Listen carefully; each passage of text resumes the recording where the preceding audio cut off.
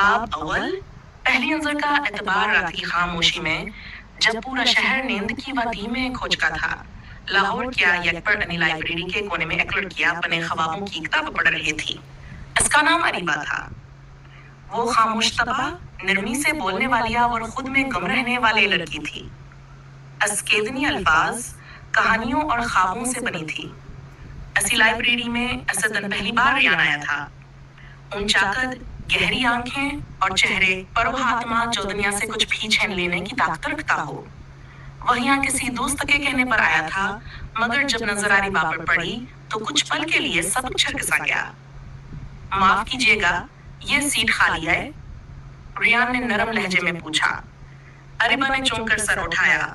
پہلی بار کسی اجنبی لڑکے نے اس سے اتنے تہذیب سے بات کی تھی۔ جی، آپ بیٹھ سکتے ہیں۔ بس، وہ لمحہ گویا تقدیر کی پہلی اینڈ تھا۔ اس ملاقات کے بعد جیسے دونوں کی دنیا بدل گئی۔ وہ روز لائبریری آتے، خاموش نظروں کا تبادلہ ہوتا، کبھی کبھی ہلکی سی مسکراہٹ اور کبھی صرف کتابوں کے صفحے پلٹنے کی آواز۔